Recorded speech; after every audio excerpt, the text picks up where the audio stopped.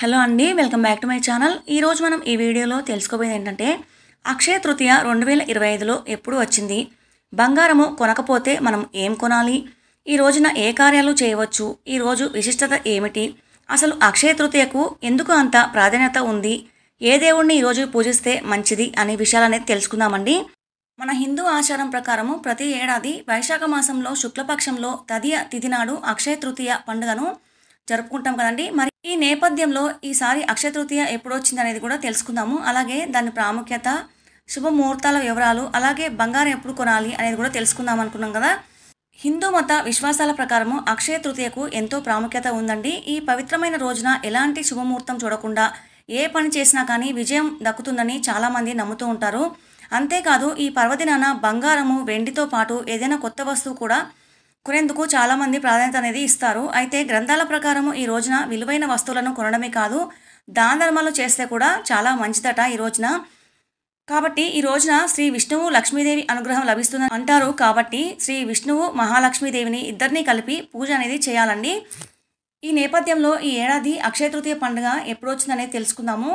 April 30వ తేదీన అక్షయ తృతీయ అనేది వచ్చిందండి. అయితే ఎవరైనా ఈ ఏడాది ఏదైనా కొత్త పని ప్రారంభించాలని అని అనుకుంటే మీరు ఈ రోజున పవిత్రంగా ఉంటుందని పండితులు చెబుతున్నారు. కాబట్టి ఈ రోజున మీరు ఖచ్చితంగా ముఖ్యమైన పని అనేది ప్రారంభించవచ్చు. అది వ్యాపారానికి సంబంధించిన కానీ ఏదైనా కానీ, కొత్త వాహనాలు కొనుక్కోవచ్చు, ఏదైనా శుభకార్యాలు అనేవి కూడా ఈ రోజున చేస్తే చాలా మంచిది. అంతేకాదు ఈసారి వచ్చిన అక్షయ తృతీయ వేళ అనేక శుభయోగాలు కూడా ఏర్పడనున్నాయని పండితులు చెప్తున్నారు. అయితే ఈ సందర్భంగా శుభ సమయము, పూజా విధానం గురించి పూర్తి వివరాలను కూడా తెలుసుకుందామండి. అయితే ఈ సంవత్సరము ఏప్రిల్ 29వ తేదీన రాత్రి 8:32 అయితే తదియ తిథి అనేది మొదలవుతుందండి. 30వ తేదీన సాయంత్రము 6:18 వరకు అయితే ఉంటుంది. అయితే అమృత గడియలు వచ్చేసి సాయంత్రం 5:28 నుండి 6:55 వరకు. ఈ సమయంలో లక్ష్మీనారాయణల పూజ చేసినా కానీ, బంగారం కొన్నా కానీ మంచిదే. బంగారం కొనలేని వారు ఇతర వస్తువులు కొనుక్కోవచ్చు, నేను తర్వాత చెప్తాను. అయితే వర్జం కూడా నేను చెప్తున్నాను. మధ్యాహ్నం 12:57 నుండి 2:27 వరకు అయితే ఉందండి. దుర్ముహూర్తం వచ్చేసి ఉదయం 11:32 నుండి 12:23 వరకు అయితే ఉంది. మీరు ఏదైనా వస్తువు కొనాలనుకున్నా కానీ, బంగారం కొనాలనుకున్నా కానీ, ఇంకా ఏదైనా ఇతర వస్తువులు ఏదైనా కొనాలనుకుంటే మీరు వర్జము, దుర్ముహూర్తం చూసుకొని ఆ ప్రకారంగా మీరు కొనుక్కోవచ్చు. అయితే ఈ రోజున గౌరీదేవి పూజ, లక్ష్మీనారాయణ పూజ అనేది చేసుకోవచ్చు. అయితే ఈ రోజున బంగారమే కొనాలని పద్ధతి అనేది ఏమీ లేదండి. మీరు వెండైనా కొనుక్కోవచ్చు, లేకపోతే కొబ్బరికాయ అనేది ఏకాక్షి నారికేళం అని ఉంటుంది కదా, అదైనా కొనుక్కోవచ్చు. లక్ష్మీ గవ్వలు కొనుక్కోవచ్చు. లక్ష్మీదేవికి ఇష్టమైనవి ఏమైనా కొనుక్కోవచ్చు. లక్ష్మీదేవి అమ్మవారిని పూజిస్తే ఆమె చూసుకుంటుంది. ఇప్పుడు బంగారం అనేది కొనలేని స్థితిలో ఉన్నారు కాబట్టి చాలా అందరంత ఎత్తుకు ఎదిగిపోయింది. కాబట్టి వెండైనా కొనుక్కోవచ్చు, ఏవైనా శుభకర వస్తువులు కొనుక్కోవచ్చు అండి. కొత్త వాహనం కొనుక్కోవచ్చు, లేకపోతే కొత్త ఇంట్లోకి ప్రవేశించడము, అలాగే వివాహం అనేది కూడా ఇవాళ చేస్తే చాలా మంచిది. అక్షయం అంటే ఎప్పటికీ తరగనిది. హిందూ పురాణాల ప్రకారము వేదవ్యాస మహర్షిని శ్రీ విష్ణువు అవతారంగా పరిగణిస్తారు. కాబట్టి వ్యాసుడు అక్షయ తృతీయ రోజునే మహాభారతాన్ని రచించడం మొదలుపెట్టాడు. అంతేకాదు ఈ పవిత్రమైన రోజే గంగమ్మ తల్లి దివి నుంచి భూమికి దిగి వచ్చింది అని అంటారు. కాబట్టి అక్షయ తృతీయ రోజున గంగాదేవి మన భూమికి తిరిగి వచ్చిన వేళ కాబట్టి అక్షయ తృతీయ రోజు చాలా మంచిది అంటారు. అలాగే కుబేరుడు కూడా అక్షయ తృతీయ రోజునే లక్ష్మీదేవిని పూజించి ధనవంతుడయ్యాడట. మహాభారతంలో శ్రీకృష్ణుడు ద్రౌపదికి చీరని ప్రసాదించింది కూడా ఈ అక్షయ తృతీయ రోజునే.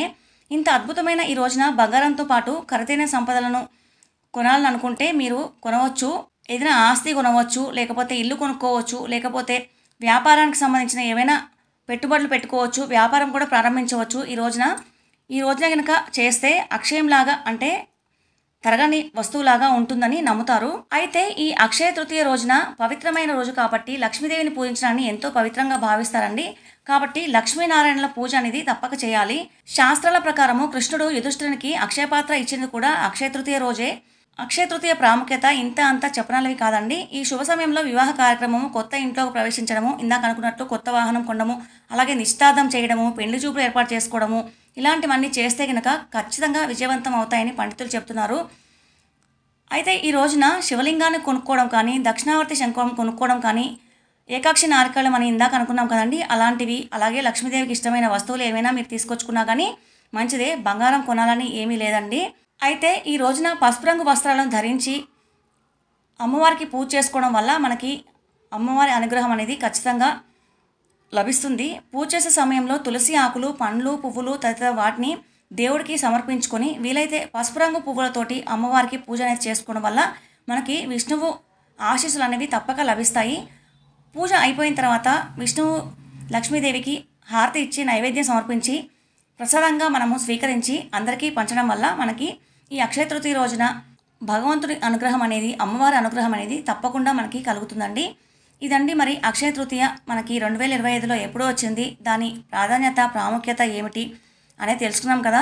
అక్షయం అంటే తరగనిది అని తెలుసుకున్నాం కదా. కాబట్టి మీరు ఈ రోజున ఏదైనా కార్యక్రమాలు ప్రారంభించాలనుకుంటే ముందుగానే మీరు ప్లాన్ చేసుకొని అక్షయ తృతీయ రోజున ప్రారంభించండి. ఏదైనా వ్యాపారం కానీ, మీరు అనుకున్నట్టు ఏదైనా కానీ స్థిరాస్తి కొనడం కానీ ఇంకేమైనా కొనుక్కోవాలనుకుంటే ఈ రోజున కొనుక్కోండి. ఇదండి మరి ఈ వీడియో. మీకు నచ్చితే కనుక లైక్ చేయండి, షేర్ చేయండి, సబ్స్క్రైబ్ చేయడం మర్చిపోకండి.